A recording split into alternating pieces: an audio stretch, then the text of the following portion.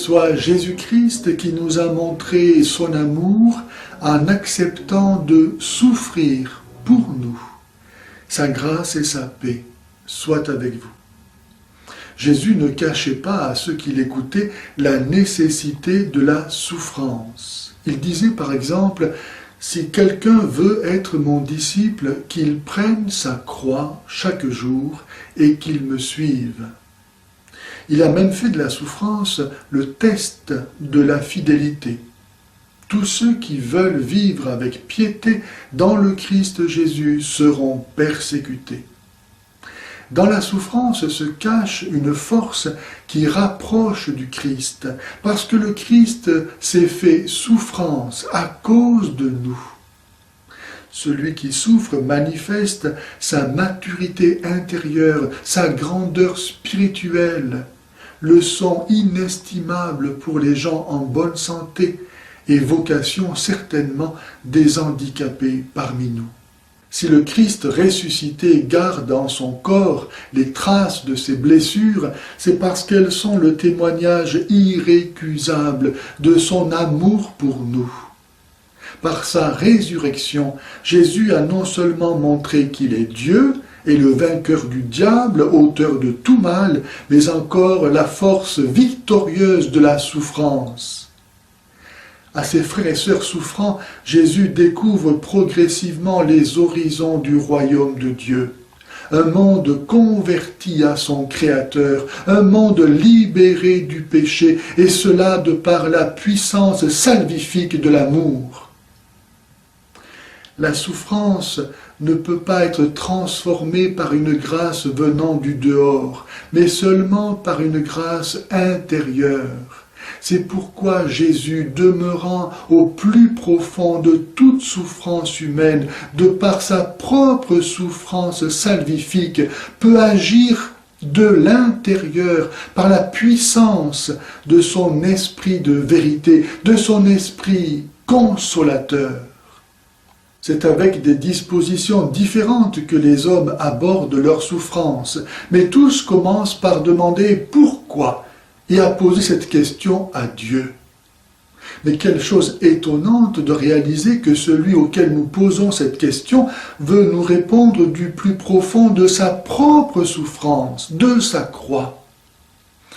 Il faut du temps et parfois beaucoup de temps pour que sa réponse puisse être intérieurement reçue, car le Christ ni ne parle directement, ni n'explique abstraitement les raisons de la souffrance. Il répond par un appel, une vocation. Il dit « Viens, suis-moi, prends part avec ta souffrance à l'œuvre du salut du monde qui s'accomplit par ma propre souffrance. » C'est au fur et à mesure que l'homme prend sa croix et s'unit spirituellement à la croix du Christ que lui est manifesté le sens salvifique de la souffrance. Ce sens salvifique descend du plan où le Christ se situe jusqu'au niveau de l'homme pour devenir en quelque sorte sa réponse personnelle. Et c'est alors que l'homme dans sa souffrance trouve la paix intérieure et même la joie spirituelle. Je trouve ma joie dans les souffrances que j'endure pour vous, disait saint Paul.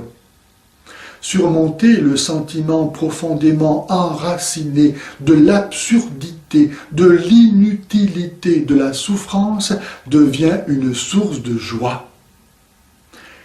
Non seulement la souffrance ronge intérieurement la personne, mais semble faire d'elle un poids pour autrui.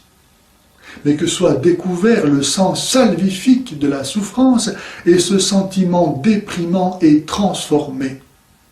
Celui qui volontairement complète ce qui manque aux épreuves du Christ découvre qu'il est utile comme le Christ au salut de ses frères et sœurs. Il accomplit un service irremplaçable.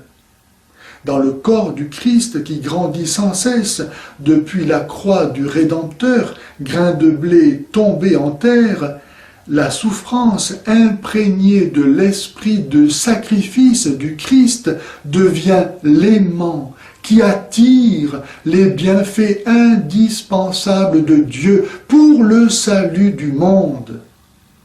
Et nous devenons co-rédempteurs. Et ce n'est pas tout.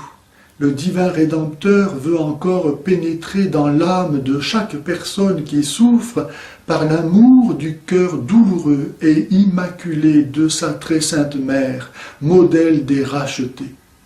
Comme pour prolonger la maternité dont il reçut la vie par l'œuvre de l'Esprit Saint, le Christ, au moment de mourir, a conféré à Marie, toujours vierge, une nouvelle maternité, spirituelle et universelle, à l'égard de tous les hommes, afin que chacun, dans le cheminement de la foi, lui reste avec elle étroitement uni jusqu'à la croix, et que toute souffrance, par la puissance salvifique de cette croix, de faiblesse de l'homme qu'elle était, devienne puissance de Dieu.